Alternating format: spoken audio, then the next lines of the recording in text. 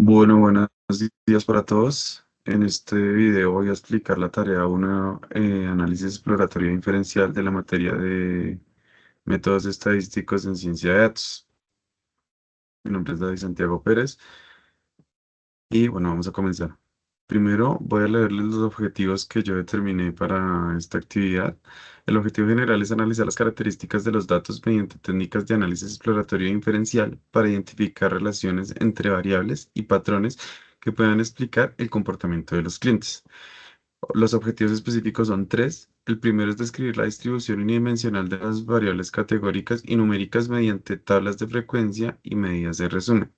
El segundo es identificar las posibles correlaciones bidimensionales entre las variables numéricas mediante gráficos de dispersión y análisis de correlación de Pearson. Y el tercero y último es realizar pruebas estadísticas inferenciales como la ANOVA o el chi cuadrado para determinar si existen asociaciones significativas entre las variables categóricas y numéricas. Empezamos con el análisis unidimensional. Lo primero que nos solicitaron fue crear una tabla de diccionario con respecto a los datos que teníamos. La tabla tiene tres columnas. La primera columna es la de los nombres de las columnas, que son 10. La segunda columna es la descripción, una breve descripción de las variables. Y la tercera es una clasificación entre si la variable es numérica o categórica. Para este caso, hay cuatro variables categóricas: la locación, el estatus del cliente, el tiempo de reserva y el tipo de vehículo. El resto de variables son numéricas. Inicialmente creamos una tabla de distribuciones de frecuencias y de gráficas de las variables categóricas. Como podemos observar en las gráficas, la categoría de locación, la principal categoría o clase que se presenta es la urbana y la que menos se presenta es la suburbana, aunque en términos generales se comportan de manera similar.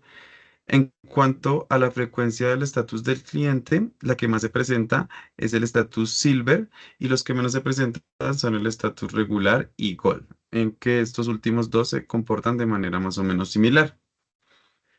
En cuanto a la frecuencia del tiempo de reserva, vemos que el tiempo en el que más se presentan reservas es en la noche y el tiempo en el que menos se presentan reservas es al anochecer. Y la mañana y la tarde se comportan más o menos similar y están en intermedio de las otras dos. Y en cuanto a la frecuencia del tipo de vehículo, vemos un dominio de la clase Premium sobre la clase económica de los vehículos. Tomamos también unas medidas de resumen de las variables numéricas que nos solicita el ejercicio. En términos generales, podemos analizar que no hay presencia de valores atípicos. Esto lo determinamos ya que las medias y las medianas de los datos son similares, en algunos casos prácticamente iguales. Esto significa que no hay presencia de datos atípicos que estén afectando este resumen de datos. ¿Qué más podemos concluir de esto? Por ejemplo, que la calificación promedio es buena, quiere decir que hay una satisfacción de los clientes en términos generales debido a que está en 4.2 y el máximo es 5. Entonces, eso es una buena calificación. Y en términos generales, las calificaciones en sí son buenas ya que el rango de los datos está entre 3, 5 y 5, que son calificaciones no malas. También vemos que hay variables en las que hay bastante variabilidad en los datos, como por ejemplo el número de viajeros, que su rango está entre 20 y 100, el tiempo de duración esperado, que está entre 10 y 180 minutos, y el histórico de los costos, que está entre 25 y 836.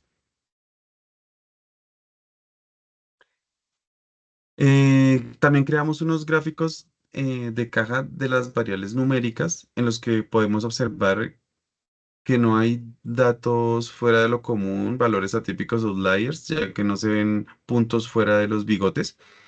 También podemos ver que las medianas están más o menos centradas en los datos, no hay sesgos hacia arriba o hacia abajo de las cajas en las gráficas, y que a excepción del diagrama de caja del histórico del costo, las demás gráficas no tienen como un sesgo en los datos.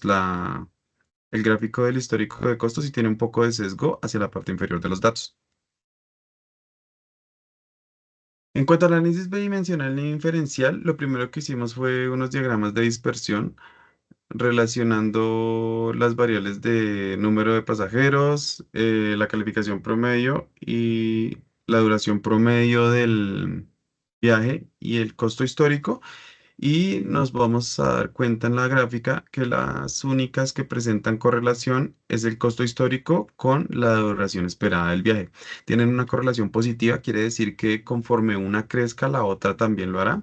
Como vemos en el cálculo de la correlación de Pearson, vemos que tiene una correlación de Pearson de 0,92 bastante grande y en comparación con, por ejemplo, las otras que tienen de menos de 0,1.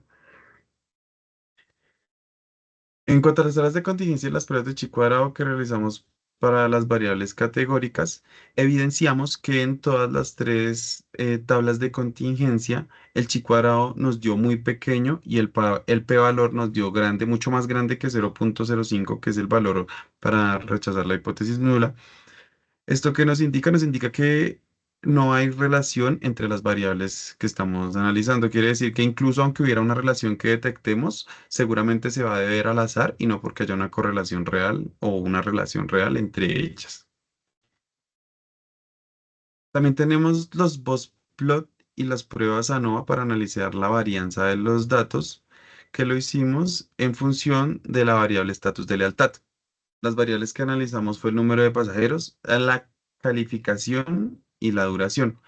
Como pueden ver en las gráficas, igual que en las anteriores, no hay presencia de datos atípicos y en términos generales, las gráficas se comportan de manera similar en cada uno de los estatus. ¿Esto qué significa? Pues que podríamos decir que la variable estatus de lealtad del cliente no impacta de manera significativa en las otras tres variables, número de pasajero, calificación y duración.